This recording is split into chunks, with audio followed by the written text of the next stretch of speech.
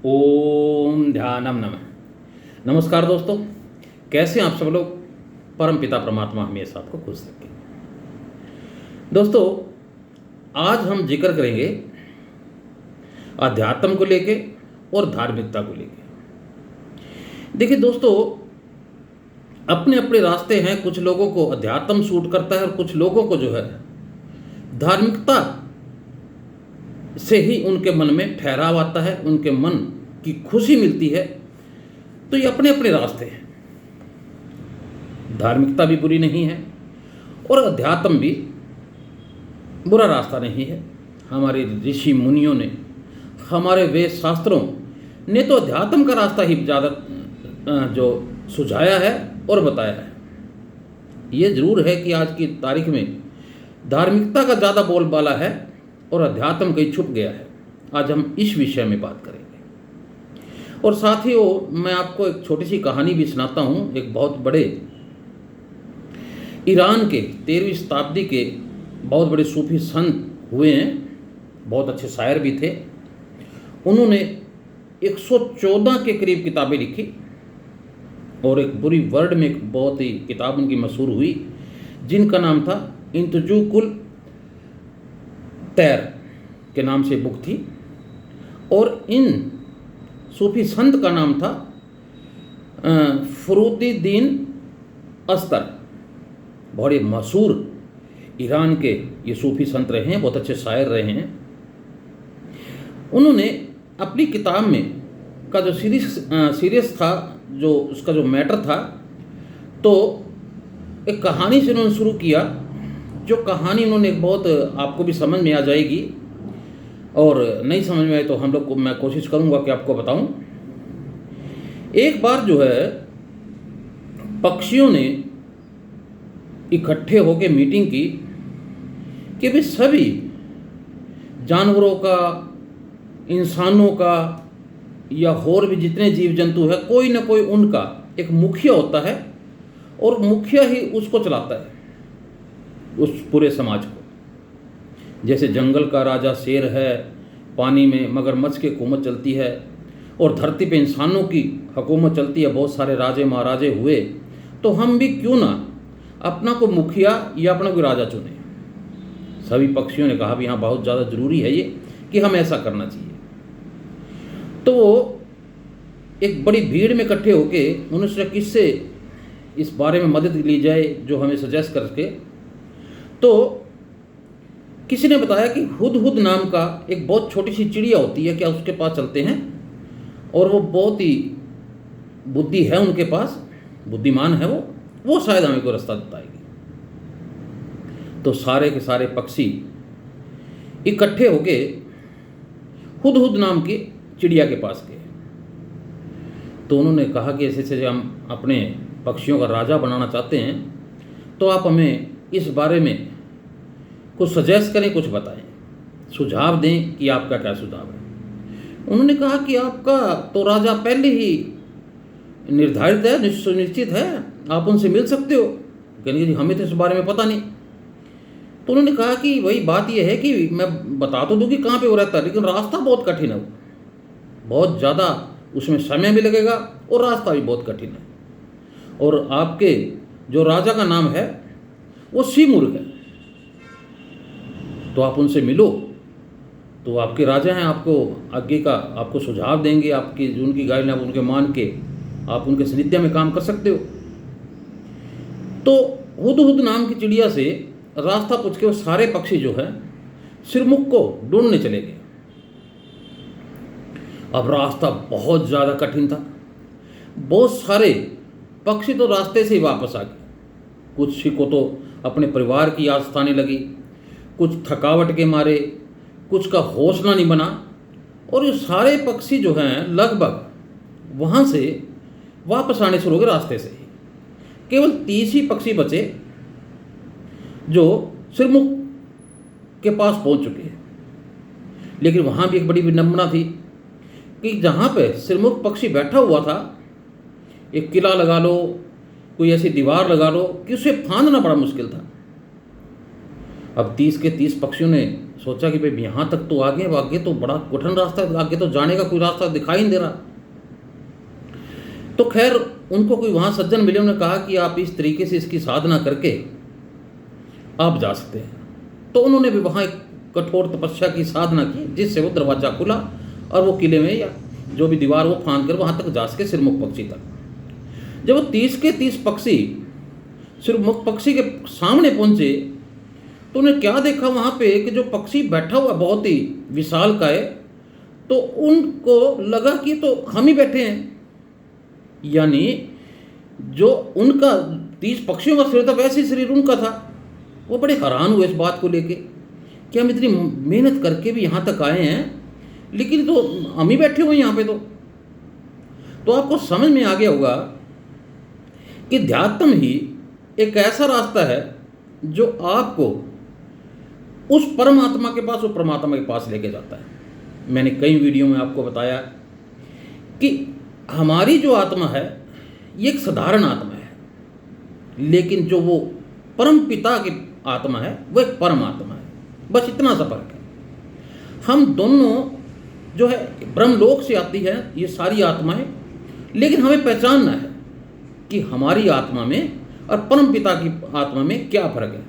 जिस दिन आपको ये भेद पता लग जाएगा तो आपको उसी दिन आपका अंतर्ज्ञान हो जाएगा और उस फिर परम पिता परमात्मा से मिलने में आपको कोई रुकावट नहीं होगी, कोई इसमें आपको दिक्कत नहीं आएगी।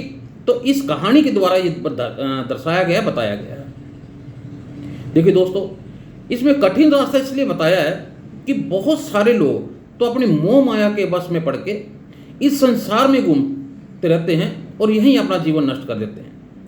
यानी उन्हें इस बात का भास एहसास होता ही नहीं है कि परम पिता परमात्मा नाम ने हमें यहाँ भेजा है और हमें उसके पास वापस जाना है। हम लोग जो है अपनी मोह माया, अहंकार, लोभ, लालच के वश में फंस के अपना जीवन जो है ऐसे खराब कर देते हैं। तो दोस्तों, जो ये कहानी बताई गई है ये यही कहानी है कि अध्यात्म के द्वारा, देखिए बहुत सारे लोग चलते हैं इसके अंदर कि नहीं जी मैं भी उस परमपिता परमात्मा को पाना चाहता हूँ। कोई महीना तपस्या करता है, कोई 2 महीने ध्यान करता है, कोई 2 साल करता है। जब लगता है कि नहीं कुछ मिला तो वो वापस लौट के नहीं भी कोई फायदा नहीं है इसका, वो वापस लौट जाते हैं। लेकिन मिलता तो उन्हीं को है जिनका निश्चय एकदम दृढ़ होता है, जिनकी इच्छा शक्ति एकदम मजबूत होती है, तो वही लोग जो है वहाँ तक पहुँचते हैं। और एक बात मैं और बताऊँ आपको, एक सूफी शायर हुए हैं डॉक्टर इकबाल, जिन्होंने एक बहुत मशहूर गाना भी लिखा था, सारे जहाँ से अच्छा हिंदुस्तान हमारा। उन्होंने भी बहुत सारी किताबें लिखी, बहुत अच्छे शायर थे। और हम लोग 2 शेयरों का यहाँ जिक्र करेंगे, इससे भी आपको समझ में आएगा कि अध्यात्म क्यों जरूरी है और धार्मिकता से शायद इतना फायदा ना हो जितना जो है अध्यात्म से होता है। एक शेर उन्होंने लिखा कि वाहे नादानी के तू ही वाहे नादानी के तू ही मोहताजो साकी हो गया, मैं भी तू, मीना भी तू, सागर भी तू और महफिल भी तू। यानी कि वह एक नादान आदमी के लिए उन्होंने लिखा है कि तू ही जो है इस शराब का मोहताज हो गया, जबकि शराब भी तू है और जिस शराब में, जिस बोतल में शराब रखी है, जिस सुराही में शराब रखी है वो भी तू ही है, प्याला मैं खाना भी तू है और जहाँ जिन लोगों में तो बैठ के पी रहा है ये महफिल भी तू है। यानी जो कुछ है तो हम ही हैं, हमारी अंतरात्मा ही है। देखिए दोस्तों, हर इंसान के अंदर आत्मा है, सबको पता है, लेकिन बात यह है ये आत्मा को देखने का किसी के पास कोई जरिया, कोई नज़रिया नहीं है। हम तो केवल अपनी इन भौतिक आंखों से एक आम इंसान का भौतिक शरीर देखते हैं, लेकिन जो उसके अंदर आत्मा बैठी हुई है वो किसी को नज़र नहीं आती। वो केवल और केवल अध्यात्म के रास्ते पर चल के ही नजर आ सकती है, क्योंकि उसी के द्वारा आपका ये अज्ञा चक्कर, ये तीसरा नेत्र खुलता है।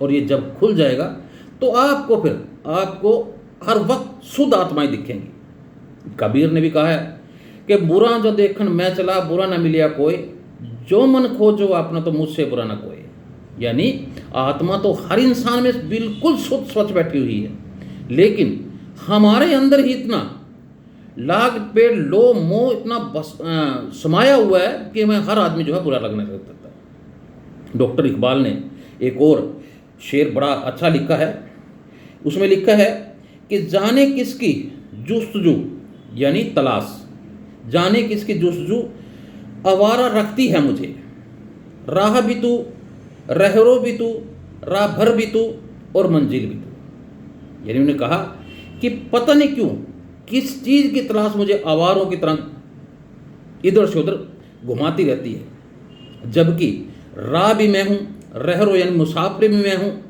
और राहगीर भी मैं हूँ यानी मुसाफिर भी मैं हूँ, राहगीर भी मैं, रहरर यानी जो रास्ता बताने वाला है वो भी मैं हूँ, और मंजिल भी मैं हूँ। सब कुछ तो मैं हूँ, लेकिन हम लोग इस बात को समझ नहीं पाते। तो दोस्तों, हमारे सूफी संतों ने, शायरों ने, हमारे ऋषि मुनियों ने बड़े कई तरीकों से शेर अपने संस्कृत भाषा में श्लोक के माध्यम से, शेर व शायरी के माध्यम से सूफी संतों ने हमें समझाया है कि ये आत्मा जो आपके अंदर बैठी हुई है, आपको इस आत्मा को समझ के उस परम पिता परमात्मा तक लेके जाना है। यानी जो शून्य, जो वैक्यूम खालीपन आपके अंदर है, वहाँ भी एक बहुत बड़ा शून्य है, उस शून्य तक लेके जाना है, और जिसका रास्ता है वो है केवल अध्यात्म। धार्मिकता, देखिए दोस्तों, धार्मिकता में पाखंड बहुत है, बहुत ज़्यादा पाखंड होने की वजह से आप ये मान के चलिए कि आध्यात्मिकता जो है कहीं ना कहीं छुपती जा रही है। आपने देखे होंगे बड़े बड़े, अब मैं किसका नाम तो क्या लूँ, अपने आप को बहुत विद्वान समझते हैं कि हमसे बड़ा कोई है ही नहीं, जबकि उनके पास केवल पाखंड, लोभ, लालच के अलावा कुछ होता नहीं है। लेकिन अध्यात्म एक ऐसा रास्ता है जिसके अंदर ना कोई लोभ लालच है, ना कोई आपको कोई इतने बड़े यज्ञ करने को, कुछ करने, आपको केवल अपने मन को खाली करके शून्य विचार करके बैठ के देखना है। वो परमपिता परमात्मा तो आपके लिए बाहें फैलाए खड़ा है, और जिस चीज़ के लिए आपने जन्म लिया है वो आपका जीवन सफल बनाने के लिए परमपिता परमात्मा खड़ा हुआ है। इसके लिए आपको अध्यात्म की राह ही चुननी पड़ेगी, क्योंकि अध्यात्म की राह पे चल के ही आप उस परमपिता परमात्मा को पा सकते हैं। तो दोस्तों, ये मेरा वीडियो अध्यात्म को लेकर था। अगर वीडियो अच्छा लगे तो लाइक और शेयर जरूर कीजिएगा। जो नए साथी पहली बार इस वीडियो को देख रहे हैं तो चैनल को सब्सक्राइब जरूर कीजिएगा, खुद भी देखिएगा, अपने दोस्तों को भी दिखाइएगा। तो मिलते हैं अगले वीडियो में किसी नए टॉपिक पे। तब के लिए आपका दिन शुभ हो, परमात्मा हमेशा आपको खुश रखे, खुशहाल रखे। ओम ध्यानम नमः।